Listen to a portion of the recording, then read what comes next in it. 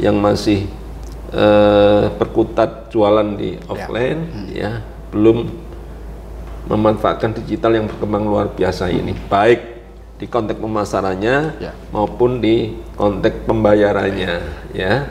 Nah, dua hal ini saya kira menjadi penting kita perhatikan, terutama tentu harus banyak pelatihan-pelatihan, banyak sentuhan-sentuhan agar para pelaku UMKM di desa-desa ini mau beralih dari yang selama ini dia jualan secara tradisional berubah ke digitalisasi. Ada hal yang banyak dikeluhkan oleh pelaku UMKM di berbagai tempat di Mojokerto, pelaku-pelaku usaha UMKM sepatu misalnya mengeluhkan soal masuknya barang-barang impor, ya baik legal maupun ilegal, dengan harga yang sangat murah.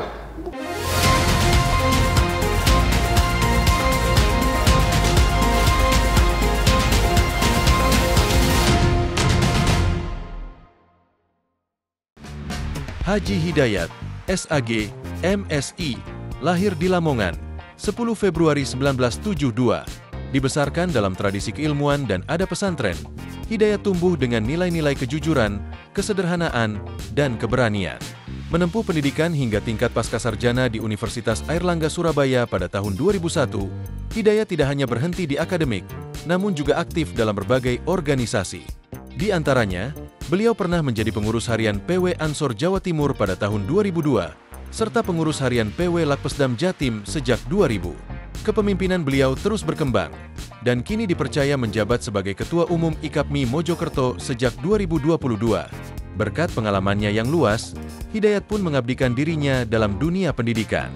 Sebagai dosen STY Al-Anwar Mojokerto dari 2017 hingga 2023, beliau mendidik generasi penerus bangsa dengan penuh semangat. Pendidikan agamanya menjadi fondasi kuat dalam setiap langkah perjuangan, dari pengabdian di tengah masyarakat hingga ruang-ruang pengambilan kebijakan di pemerintahan. Bagi Hidayat, politik adalah ladang ibadah. Meniti karir dari bawah, Hidayat tumbuh sebagai tokoh yang konsisten memperjuangkan nilai-nilai keadilan, kemajuan, dan keterbukaan. Sejak 2019, Hidayat menjadi anggota DPRD Jawa Timur, memperjuangkan aspirasi masyarakat. Kini, sebagai Wakil Ketua DPRD Jawa Timur periode 2024 hingga 2029, ia memikul amanah rakyat dengan penuh integritas dan tanggung jawab. Bagi Hidayat, menjadi pemimpin bukan soal gelar atau jabatan, tapi soal amanah. Dari santri untuk negeri, Hidayat, pemimpin yang terus berjuang untuk masa depan yang lebih baik.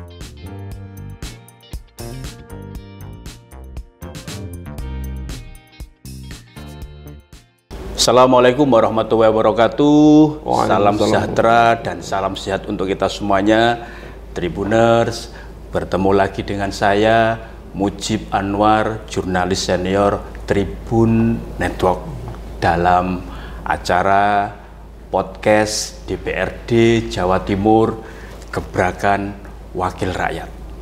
Tribuners, ekonomi kerakyatan merupakan konsep pembangunan ekonomi yang berbasis pada partisipasi aktif masyarakat, terutama usaha mikro, kecil, dan menengah atau UMKM dan korporasi.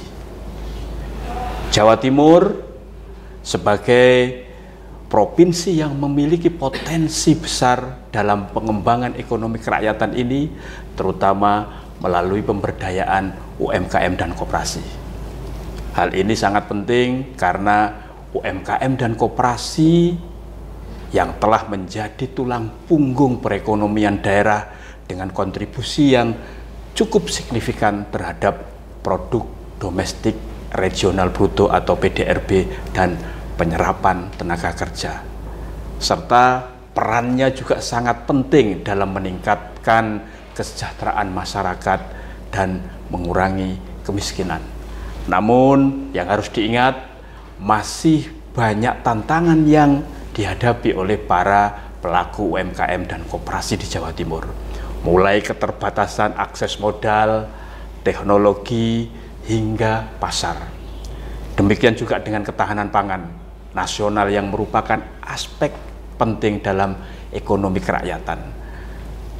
Jawa Timur sebagai lumbung pangan nasional memiliki potensi besar dalam meningkatkan produksi dan ketersediaan pangan. Namun masih banyak juga tantangan yang dihadapi saat ini untuk meningkatkan ketahanan pangan, mulai perubahan iklim, keterbatasan lahan pertanian, hingga fluktuasi harga pangan.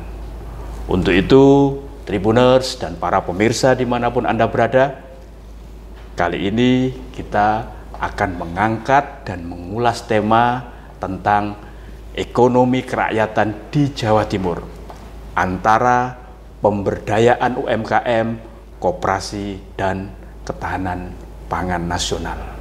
Nah, untuk mengulas tema yang sangat menarik dan penting bagi Jawa Timur tersebut, sudah hadir bersama kita Bapak Haji Hidayat SAG MSI. Beliau adalah Wakil Ketua DPRD Jawa Timur, sekaligus Wakil Ketua DPD Partai Gerindra Jawa Timur. Kita sapa narasumber kita yang luar biasa dan istimewa ini. Assalamualaikum Mas Dayat. Waalaikumsalam warahmatullahi wabarakatuh. Matur suwun. Di sela-sela kesibukannya yang luar biasa, Mas Dayat sudah menyempatkan hadir untuk memberikan kepada para pemirsa dan tribuner perspektif tentang pentingnya ekonomi kerakyatan. Mas Dayat, Ya, bagaimana sih kondisi faktual ekonomi kerakyatan di Jawa Timur saat ini? kalau bicara tentang ekonomi, tidak lepas dari apa yang kita kenal dengan UMKM ya, usaha kecil, mikro dan menengah, di mana usaha mikro kecil menengah ini di Jawa Timur tumbuh berkembang sangat luar biasa. Kalau lihat angka di Dinas Koperasi dan UMKM ada 9 juta lebih UMKM. 9 juta ya. Jadi UMKM itu harus kita pahami bahwa apa yang berdiri di trotoar, pecel lele, kemudian nasi pecel mediun, orang jualan es, itu adalah UMKM. Ini para PKL ya? Ya, PKL itu UMKM semua. Angkanya hampir 9 juta. Nah, sisi lain UMKM ini memberikan kontribusi terhadap PDB di Jawa Timur hampir 56,9%. 56,9%. Artinya kontribusinya hampir separuh dari PDB.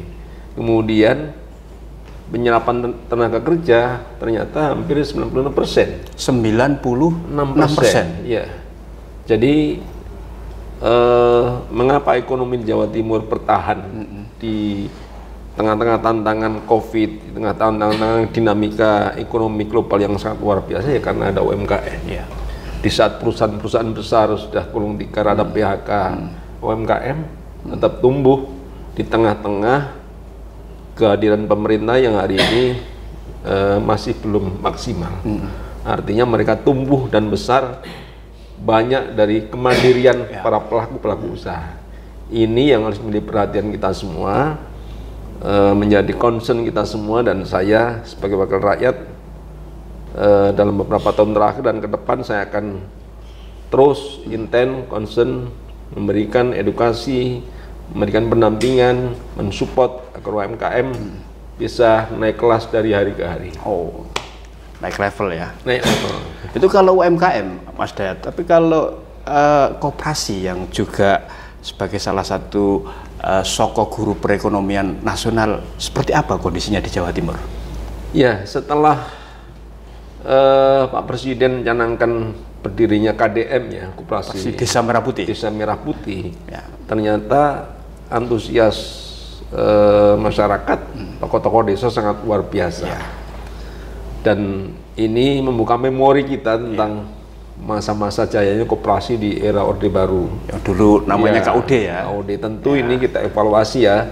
Hari ini sudah ada konsep baru di mana KDM ini memang harus diakui di awal-awal berdirinya ada support dan ada gerakan dari atas ke bawah. Tapi pelan-pelan harapan kita adalah nanti bisa berkembang dari bawah, karena prinsip koperasi adalah dari, untuk, dan oleh anggota. Dan kalau lihat angka hari ini di Jawa Timur sudah terbentuk hampir 8.494 koperasi. Ya, walaupun yang operasi baru 26, tetapi di awal-awal tahun ini sudah terbentuk semua. Ini adalah harapan baru bahwa ada semangat baru di masyarakat desa untuk menggerakkan ekonomi desa, mulai dari lembaga namanya koperasi. Artinya yang tadi Mas Dayat sampaikan sudah terbentuk 8.494 koperasi itu tersebar di seluruh desa dan kelurahan yang ada di Jawa Timur. Pasti di situ ada satu koperasi desa Merah Putih yang sudah dibentuk.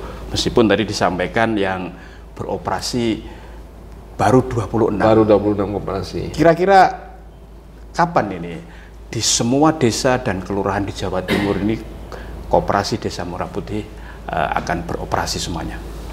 Kalau melihat arahan dari Menteri Koperasi dalam 2-3 bulan ke depan harapannya sudah mulai jalan semua. Jadi hari ini penataan struktur, kemudian proses legalisasi koperasi, kemudian nanti ada rapat-rapat anggota dan sebagainya. Nah, ya saya optimis dalam waktu yang tidak lama, 2-3 bulan lagi akan operasi, akan mulai jalan, akan melayani masyarakat. Dan apalagi proses legalisasi ini pemerintah sangat mensupport ya. Jadi beberapa kota kabupaten memasukkan anggaran untuk legalisasi koperasi dibantu oleh pemerintah kabupaten. Nah, ini menjadi angin segar, tetapi balik lagi bahwa koperasi nanti harapan kita tumbuh dan berkembang dari anggota dan untuk anggota di desanya masing-masing. Ya, Mas Dayat, apa sih sebenarnya bedanya koperasi Desa Merah Putih ini dengan ya koperasi-koperasi sebelumnya yang itu dibentuk oleh baik kelompok masyarakat maupun organisasi tertentu, atau bedanya dengan KUD ketika zaman Orde Baru dulu? Ya, kalau yang saya amati ya, hari ini kehadiran pemerintah jauh lebih besar ya, terutama di proses pendirian ini. Kemudian sisi lain juga yang saya dengar bahwa nanti ada support pemerintah di soal pendanaan. Tetapi pendanaan ini melalui proses yang tidak cepat ya, proses panjang, terutama bagaimana pengurus koperasi bisa menganalisis potensi-potensi usaha koperasi, kemudian membuat rancangan bisnis ke depan sampai dianalisis, sampai kemudian layak diajukan mendapatkan bantuan modal dari Bank Himbara. Jadi ini bedanya. Kalau dulu pemerintah hanya pada sektor menyiapkan regulasi, pengawasan, tapi sekarang dia mensupport beberapa hal sehingga koperasi bisa berkembang, terutama banyak kementerian yang juga memfasilitasi usaha-usaha desa. Misalkan koperasi-koperasi di daerah-daerah yang potensi tambangnya bagus, kementerian mensupport ke sana. Koperasi desa yang ada potensi hasil-hasil pertanian desa, pemerintah mensupport di situ. Jadi koperasi ini nanti akan tumbuh dan berkembang sesuai dengan potensi-potensi lokal. Tapi pemerintah di samping menyiapkan regulasi, pengawasan, tapi juga tadi mensupport anggaran, tetapi dengan pola yang betul-betul selektif dan prinsip kehati-hatian tetap dijaga. Mas Dayat, ini kan hasil evaluasi sementara itu dari 26 koperasi Desa Merah Putih yang sudah beroperasi, itu kan ternyata di tahap awal ini yang dijual adalah sembako sementara ini kan seperti itu. Gimana ini kan belum sampai tadi betul-betul memanfaatkan potensi lokal di mana KDMP tersebut berdiri? Saya kira di awal tidak ada masalah ya. Ada masalah. Karena sembako itu kan pasarnya sudah jelas dan pasti laku. Ya, jadi kalau jualan sembako pasti laku. Orang pasti butuh beras, butuh minyak, nah butuh ikan, telur dan sebagainya. Kebutuhan pokok lah. Kebutuhan pokok. Kalau koperasi bisa menyiapkan, maka keuntungannya adalah tidak mungkin ada kelangkaan sembako. Ya. Harga pasti terkendali dan juga pasti untung. Nah, sambil jalan koperasi nanti akan terus secara bertahap akan menggali potensi desa. Saya kira di awal tahun nanti sudah ketemu koperasi desa ini, dia fokus dan usahanya ini koperasi nanti akan begitu. Tapi hari ini ya saya kira tidak ada masalah kalau fokus di sembako dulu, karena ini yang sudah pasti ada pasarnya dan pasti laku. Artinya sebagai tahap awal ini sembako dulu tidak apa-apa, nanti berikutnya harus sesuai dengan pasar di masing-masing koperasi tersebut berdiri. Mas Dayat, kita kembali ke soal UMKM yang perannya sangat penting ya untuk ekonomi kerakyatan di Jawa Timur. Nah, tadi Mas Dayat menyampaikan bahwa perlu ada peningkatan kapasitas ya kan, agar UMKM ini bisa naik kelas atau naik level kan, seperti itu, agar dampaknya terhadap kesejahteraan masyarakat itu betul-betul terasa. Apa yang perlu dilakukan agar UMKM ini naik level? Ada banyak hal ya yang perlu menjadi perhatian. Yang pertama adalah peningkatan kapasitas pelaku UMKM. Jadi harus ada banyak inovasi, harus lebih kreatif, ya harus mau bekerja keras. Yang kedua adalah soal permodalan. Ya, banyak pelaku UMKM yang masih enggan dalam berhubungan dengan perbankan. Ya. Banyak warung-warung yang masih berhubungan dengan rentenir. Ini tentu memberatkan dan keuntungannya tidak dinikmati, tapi dinikmati oleh rentenir. Nah, tentu ini menjadi PR kita, bagaimana pelaku UMKM itu bisa memanfaatkan layanan pembiayaan di bank-bank yang ada di Jawa Timur. Misalnya, karena kita punya 2 BMD yang terkait di layanan pembiayaan, ada Bank Jatim, ada Bank UMKM, yang kita support anggarannya untuk kepentingan pelaku-pelaku UMKM dengan bunga 6% flat per tahunnya. Saya kira ini sangat ringan. Problemnya banyak yang tidak tahu, banyak yang masih enggan berhubungan dengan bank, banyak yang memang lagi terjerat dengan rentenir. Nah, ini soal pembiayaan. Yang ketiga adalah soal legalisasi. Banyak UMKM yang tidak punya NIB, tidak punya NPWP, dan lain sebagainya, sehingga tidak bisa naik kelas. Pasar menengah tentu kalau beli barang itu melihat labelnya, melihat biasanya kalau makanan ada bahan-bahannya apa saja, ada halal juga dilihat. Nah, sekarang harus kita akui dari 9 juta itu baru 10% yang legal, yang mau mengurus legalisasinya. Kemudian digitalisasi, ya. Banyak pelaku UMKM yang masih memasarkan secara tradisional, yang masih berkutat jualan di offline, ya, belum memanfaatkan digital yang berkembang luar biasa ini, baik di konteks pemasarannya maupun di konteks pembayarannya, ya. Nah, 2 hal ini saya kira menjadi penting kita perhatikan, terutama tentu harus banyak pelatihan-pelatihan, banyak sentuhan-sentuhan agar para pelaku UMKM di desa-desa ini mau beralih dari yang selama ini dia jualan secara tradisional berubah ke digitalisasi. Ya. Mas Dayat ini kan sebagai wakil rakyat ya, anggota DPRD Jawa Timur, ketika mencermati bahwa problem atau masalah yang dihadapi para pelaku UMKM di Jawa Timur tadi seperti yang disampaikan tadi, apa yang action yang sudah dilakukan untuk lebih menjadikan UMKM ini makin berdaya lah, yang visible tapi tidak bankable, artinya juga mau apa namanya berhubungan dengan sektor modal ya dari perbankan. Apa Mas Dayat?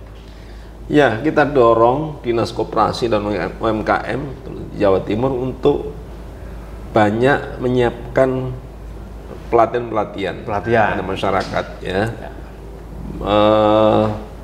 Kebetulan di Mojokerto di tahun ini saya melaksanakan hampir 5-6 kali pelatihan. Ya, ini Mojokerto ini kebetulan kan daerah pemilihannya dapilnya Mas Dayat ya ini ya. Jadi Mojokerto, Jombang, itu aja Mojokerto kota. Ya. Ini dapil 10, dapil Jatim 10 ya. 10 ya. Ketika saya reses mendengarkan keluhan-keluhan, kita dorong dinas untuk menyiapkan pelatihan-pelatihan. Ya, kita datangkan Bank Jatim, Bank UMKM, bagaimana caranya ngurus pinjam, bagaimana ngurus levelisasi halal, bagaimana pinjam uang ke Bank Jatim dan sebagainya, kita latih juga bagaimana bikin kopi, pelatihan memanfaatkan buah-buahan dari tanaman di rumahnya untuk menjadi makanan yang diolah dan sebagainya. Jadi makin banyak pelatihan makin bagus, cuman memang evaluasinya adalah bahwa pelatihan itu pesertanya harus selektif ya. Yang ikut adalah yang punya motivasi tinggi, yang sudah bergerak di usahanya masing-masing. Jadi sudah ada usahanya, bukan pelaku-pelaku baru yang belum. Nah ini sehingga memudahkan kita untuk meningkatkan kapasitas peserta. Jadi bukan orang baru tapi orang yang sudah bergelut di UMKM. Nah di samping itu kita dorong Bank UMKM dan Bank Jatim ini meningkatkan alokasi anggaran untuk kepentingan pembiayaan UMKM ini. Yang nilai kreditnya meningkatkan nilai kreditnya. Jadi prosesnya cepat, dipermudah, tapi juga angka yang disiapkan oleh dua bank ini jauh lebih besar sehingga bisa mengcover sekian banyak UMKM yang berkembang di Jawa Timur. Saat ini berapa Mas Dayat kredit yang khusus dialokasikan oleh dua bank milik Pemprov Jawa Timur ini untuk sektor UMKM? Tidak besar angkanya ya, dan evaluasi tiap tahun memang tidak terserap semua ya, antara 6 sampai 700 miliar ya. Tapi ya karena aksesnya terbatas para pelaku UMKM sehingga banyak yang tidak terserap ya. KUR itu kan maksimal 25 juta ya untuk pelaku UMKM kecil, dengan syarat ya memang problemnya bank juga masih minta agunan ya, minta agunan. Tapi yang juga kita siapkan adalah kita subsidi bunganya. Jadi bunga bank yang di luar KUR ya, yang awalnya 12%, kita subsidi 9% sehingga pelaku UMKM ini hanya membayar 3%. Nah ini juga bagian dari stimulus kita untuk para pelaku UMKM supaya bisa menikmati pembiayaan ini dengan cara yang mudah, dan tentu karena Bank Jatim, Bank UMKM ini kan kita support anggarannya ya, modalnya kita support dari APBD kita, tentu harus kembali kepada masyarakat, terutama masyarakat kecil yang harus kita bantu di sektor pembiayaan. Mas Dayat, kan berarti kan UMKM dan koperasi ini kan backbone utama ya untuk ekonomi kerakyatan ya, kan seperti itu. Nah, agar ini juga dampaknya betul-betul dirasakan oleh masyarakat serta menjadikan masyarakat itu makin sejahtera, apa sih yang mendesak ya, untuk dilakukan untuk terwujudnya itu? Ya, ada hal yang banyak dikeluhkan oleh pelaku UMKM Ya. di berbagai tempat di Mojokerto, pelaku-pelaku usaha UMKM sepatu misalnya mengeluhkan soal masuknya barang-barang impor, ya baik legal maupun ilegal, dengan harga yang sangat murah. Nah, produk-produk lokal kita ini harus diakui belum mampu bersaing dengan produk import, sehingga harganya tidak bisa bersaing, sehingga tidak laku. Nah, oleh karena itu pemerintah harus memproteksi supaya barang ilegal dan legal ini tidak mudah masuk ke Indonesia, ke Jawa Timur khususnya, sehingga barang-barang yang diproduksi oleh UMKM ini bisa beredar dengan leluasa dan dibeli oleh orang. Ya, kalau sepatu di Mojokerto dengan bentuk dan kualitas yang sama, di sini belinya 100.000, ternyata impor dari Cina-nya 30-40.000. Mesti pasar kan milih separuhnya ya. Separuhnya. Jadi harus hadir memproteksi barang-barang dari luar, baik yang legal maupun terutama yang ilegal yang masuk secara tidak wajar. Nah, sisi lain juga pemerintah harus hadir menyiapkan lapak-lapak media-media, forum-forum, momen-momen untuk kepentingan supaya barang ini bisa dipasarkan. Makin banyak momentum, banyak acara, banyak kegiatan-kegiatan, bazar-bazar, maka barang akan mudah dibeli oleh masyarakat. Soal labeling atau packaging, Mas, itu juga ada tidak peran dari pemerintah untuk meningkatkan packaging ini? Kadang konsumen itu kan juga melihat faktor packaging ini kan penting ya. Barangnya sebenarnya yang dijual sama, tapi kalau kemasan dan packagingnya kurang menarik, sehingga juga pembeli kadang juga kurang tertarik. Sudah sampai ke sana juga tidak? Sudah. Pelatihan packaging juga sudah dilakukan. Jadi bagaimana mendesain bungkus satu produk, bagaimana membuat nama supaya mudah dikenal oleh masyarakat, membuat gebrakan-gebrakan kejutan itu sudah dilakukan. Jadi ada banyak pilihan-pilihan pelatihan sesuai dengan kebutuhan para pelaku UMKM. Tinggal dia mau yang mana. Kalau dia kesulitan di sektor produksi, misalkan mau bikin kopi misalnya, ada pelatihan bagaimana cara masak meramu kopi.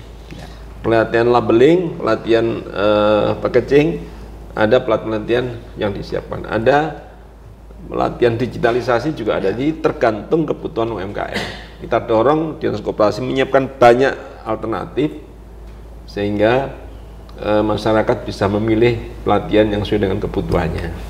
Bahkan sekarang di tahun ini ada pelatihan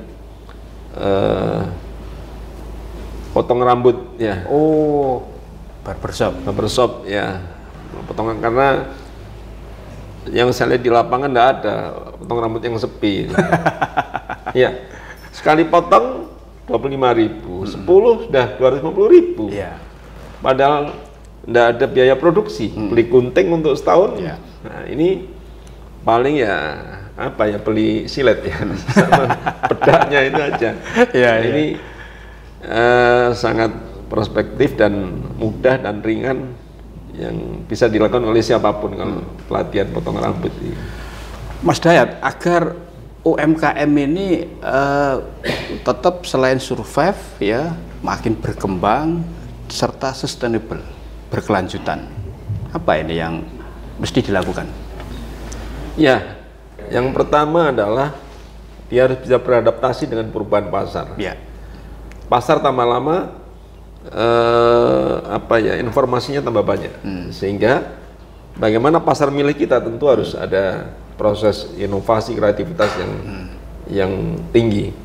Yang kedua adalah digitalisasi, baik di pemasaran, di produksi maupun di pembayaran. Jadi sekarang orang sudah pembayaran sudah jarang pakai uang cash, uang tunai sudah jarang sekarang. Nah, ini juga harus beradaptasi juga. Yang penting lagi adalah kehadiran pemerintah. Ya. Jadi bagaimana pemerintah hadir di tengah-tengah para pelaku UMKM. Ya. Kalau perusahaan-perusahaan besar, saya kira pemerintah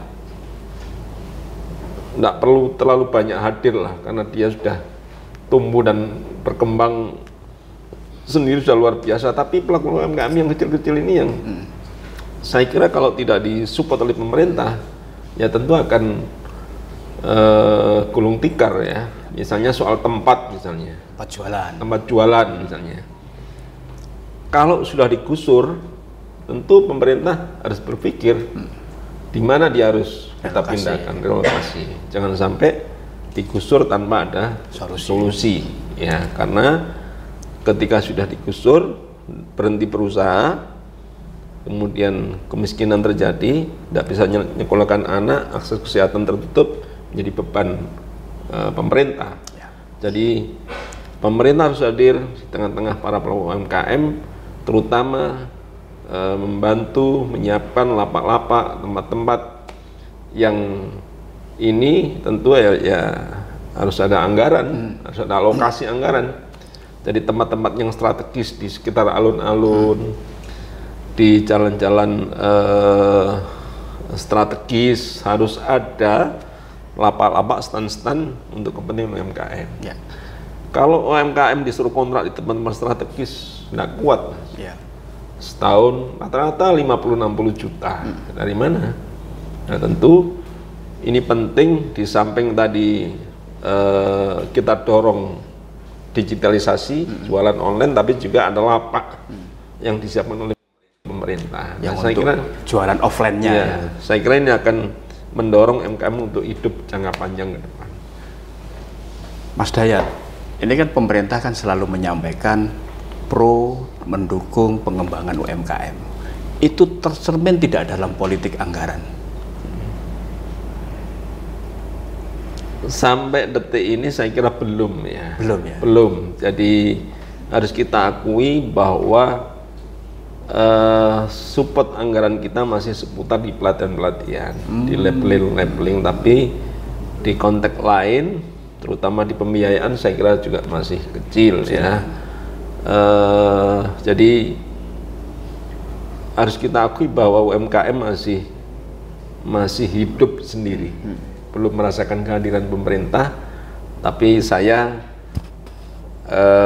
berkeyakinan untuk terus berjuang mendorong pemerintah agar mensupport UMKM ini, karena ini bagian dari tulang punggung ekonomi di Jawa Timur. Bayangkan kalau UMKM ini gulung tikar semua, 96% tenaga kerja akan nganggur. Ya. Kemudian potensi PDB yang hampir separuh tadi itu, ya tentu akan berpengaruh terhadap kondisi ekonomi di Jawa Timur. Jadi ini dua hal penting ini saya kira menjadi perhatian kita, agar kita memang lebih serius, lebih bisa hadir di tengah-tengah masyarakat, lebih bisa mensupport agar UMKM ini tumbuh dan berkembang dengan baik. Mas Dayat, apa ini pesan ya dan harapan dari Mas Dayat ini agar UMKM dan koperasi di Jawa Timur itu betul-betul cerminan dari ekonomi kerakyatan lah, menjadi sokogulu, tulang punggung untuk mensejahterakan masyarakat di Jawa Timur? Saya kira kalau kita serius mengelola UMKM dan koperasi, ya, ini akan menjadi pondasi kekuatan ekonomi di Jawa Timur, ya, karena UMKM dan koperasi ini melibatkan banyak orang, melibatkan banyak sumber daya, melibatkan banyak potensi. Ya, kalau ini kemudian kita kelola dengan baik, kita dorong kebijakan-kebijakan berpihak kepada para pelaku UMKM dan koperasi, maka kesejahteraan akan bisa kita nikmati. Ya, angka kemiskinan di Jawa Timur masih sangat tinggi. Ya, Tentu kalau para anggota ini di koperasi ya diikuti oleh orang-orang yang tidak mampu, orang miskin, maka nanti dia akan pelan-pelan terangkat ekonominya. Karena ketika bergabung di koperasi ada keuntungan, setiap tahun dia menerima hasil simpanan pokoknya dan sebagainya, maka akan ada tambahan ekonomi. Mungkin juga terjadi misalnya di koperasi-koperasi nanti ini barang-barangnya disupport oleh UMKM. pelaku UMKM. Ya. Artinya ini ya ada simbiosis mutualisme ya. Ada barang-barang yang dikelola oleh seperti di Trawas misalnya. Ya. Ada kafe besar, ada warung besar, tapi makanannya dari tetangga-tetangga sekitar. Ya, kopinya dari rumah ini, kemudian rotinya dari rumah ini, ada kentangnya dari, jadi melibatkan hampir separuh orang kampung, sehingga ekonomi orang kampung juga tumbuh besar. Begitu juga dengan koperasi. Koperasi ini harapan saya bahwa potensi barang-barangnya itu diambil dari potensi lokal. Dari misalnya kalau mau jual telur ya beli orang di kampung yang dia ternak ayam. Kalau beli daging ya beli dari peternak kambing atau sapi di desa.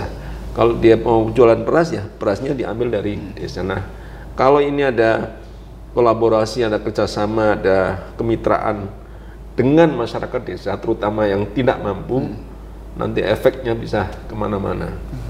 Terutama mengangkat ekonomi masyarakat yang miskin di desa-desa. Artinya kalau apa yang Mas Dayat tadi sampaikan itu bisa betul-betul dilaksanakan, UMKM ini sama koperasi ini pasti ini ya dari rakyat, oleh rakyat, dan untuk rakyat yang makin sejahtera. Insya Allah. Mas Dayat, ya. Terima kasih ini telah menyampaikan bahwa ekonomi kerakyatan di Jawa Timur itu betul-betul tak bisa dilepaskan dari UMKM dan koperasi yang merupakan soko guru atau tulang punggung. Ada koperasi, ada kooperasi. Koperasi dan kooperasi. Iya, kita fokus di kooperasi. Dan harus kooperatif ya. Semua pihak harus ikut rawe-rawe lantas palang-palang untung. Baik, Tribuners, terima kasih Anda semuanya selalu setia menyaksikan channel YouTube Harian Surya Tribun Network, Mata Lokal Menjangkau Indonesia, di acara podcast DPRD Jawa Timur, Gebrakan Wakil Rakyat. Terima kasih juga untuk Mas Dayat yang telah menyampaikan pentingnya ekonomi kerakyatan yang ditopang oleh kontribusi besar UMKM dan koperasi untuk kesejahteraan masyarakat di Jawa Timur. Saya Mujib Anwar undur diri. Assalamualaikum warahmatullahi wabarakatuh. Salam sejahtera untuk kita semuanya, dan yang paling penting jangan lupa bahagia.